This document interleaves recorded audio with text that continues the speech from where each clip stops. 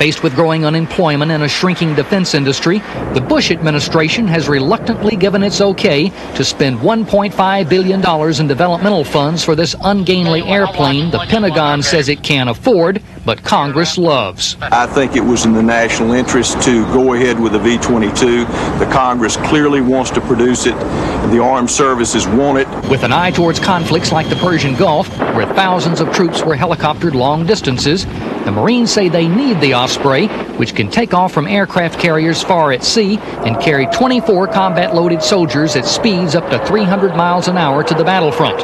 The Pentagon doesn't argue with the concept, but says the Marines have bought a turkey. The plane itself is 3,000 pounds heavier than the Department of Defense operational requirements specified. It's got some big problems. The first V-22 crashed. Smart lobbyist, the Marines flew straight to the steps of the Capitol building, having no trouble selling the Osprey to congressmen from Texas and Pennsylvania, where the Osprey would be built.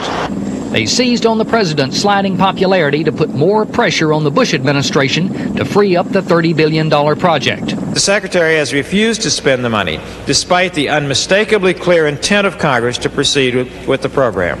The Pentagon isn't exactly running up a white flag to the Marines. The $1.5 billion approved is only for the continued development of the Osprey. But the Pentagon and the White House are bowing to economic realities. In this election year particularly, the peace dividend is just going to have to wait.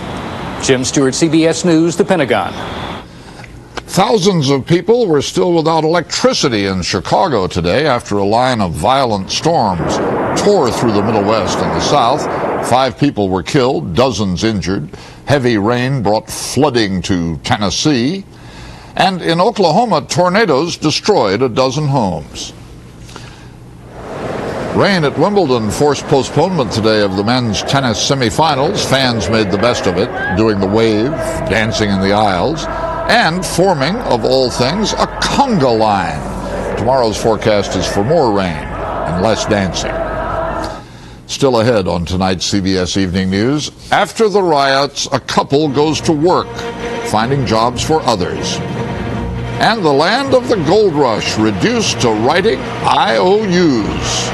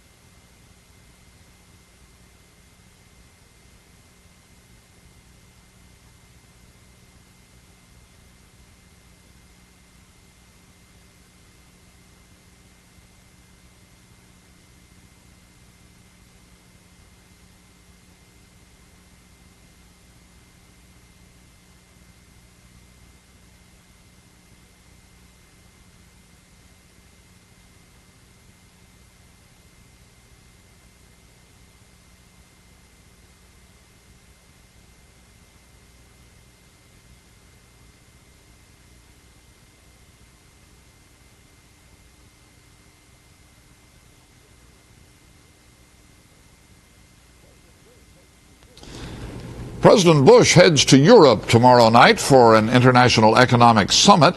The president began this holiday weekend by mixing business with pleasure. He got in a round of golf near Camp David before coming home and signing a bill that will keep jobless benefits flowing to the unemployed. Braniff workers will be joining the unemployment line. The financially troubled airline shut down without warning